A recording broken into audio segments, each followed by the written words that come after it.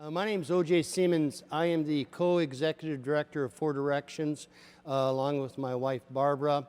I really want to thank everybody here for attending. We have a really good program that's going to discuss Indian issues that we're going to be able to send things home for different tribal nations to use as we go forward. I want to thank our almost 200,000 plus households that will be watching us live stream. This is another big day for Indian country, and I'm just glad that we have these wonderful partners that are going to help this be successful. And most of all, I want to thank all of you for coming here to make this a success. So, good morning. My name is Judith Leblanc. I'm a member of Caddo Nation of Oklahoma and the director of the Native Organizers Alliance. We welcome you. We are so happy and proud to be amongst our partners who are sponsoring this historic event.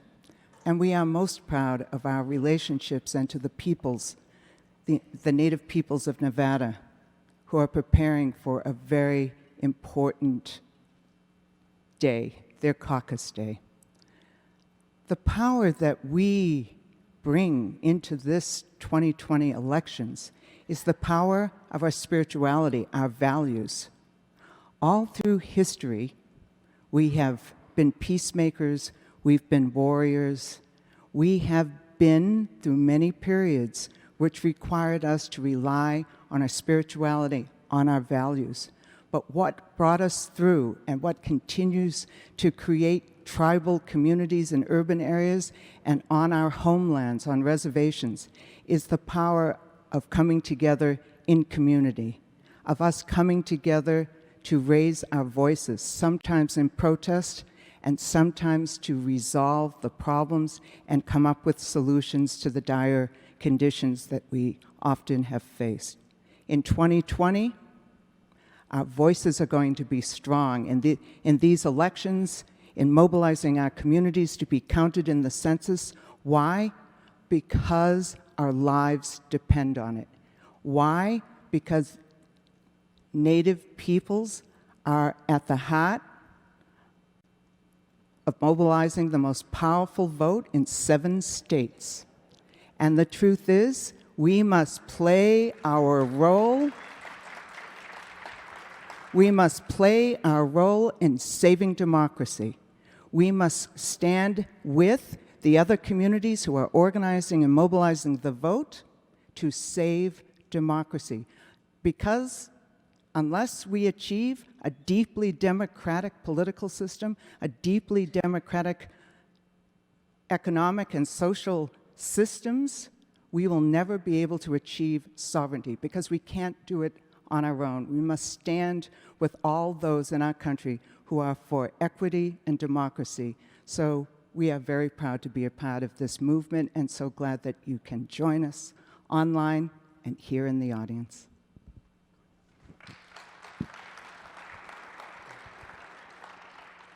So my name's Kevin Allis. I'm a tribal member of the Forest County Potawatomi in Wisconsin and the Chief Executive Officer of the National Congress of American Indians.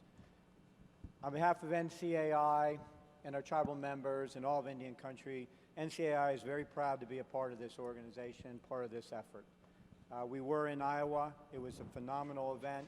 We made a lot of strides in that event. We got a lot of good word out in that event, a lot of great participation, and we look forward to the same happening here. As Judith said, this is a really important time for Indian country. But it's always been an important time for Indian country. We historically have been in the shadows when it comes to Washington recognizing who we are and how important we are. But this particular election in 2020 poses the opportunity where we really can make a difference. When you looked at the numbers, and I raised this issue in Iowa, when you look in the numbers of some of the key states, swing states in the presidential election, the American Indian vote in each of those states can turn the tide and change the direction of how that state turns, whether it's blue or whether it's red. It's very important for us to get out and vote. It's very important for us to sign up to make sure that we're counted.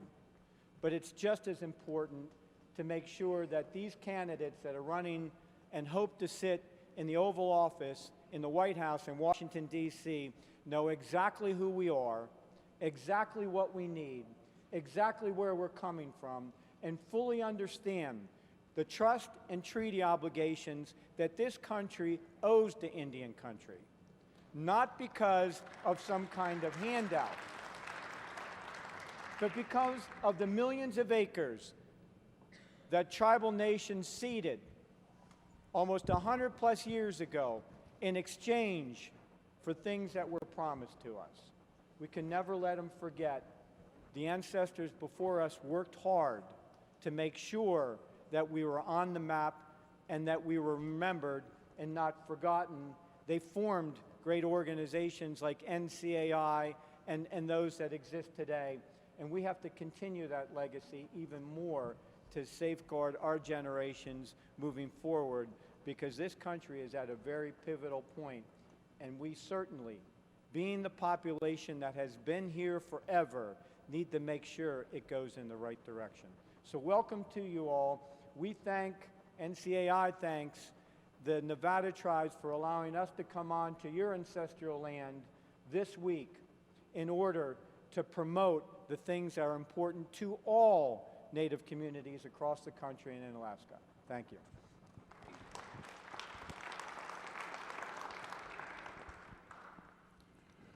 Good morning.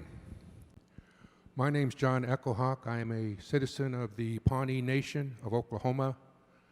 I'm a lawyer and executive director of the Native American Rights Fund. We are the National Indian Legal Defense Fund, and we will be celebrating our 50th anniversary this year. For 50 years, we've been providing legal advice and assistance to our tribes and Native organizations and individuals in important issues involving federal Indian law. And of course, it all starts with tribal sovereignty. We're sovereign nations.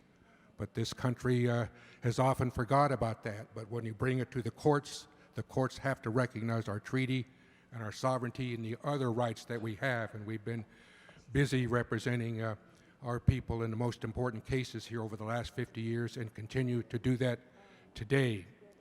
One of the most important areas we're involved in now is enforcement of the Voting Rights Act, because just a few years ago, the U.S. Supreme Court issued a decision that basically gutted that Voting Rights Act.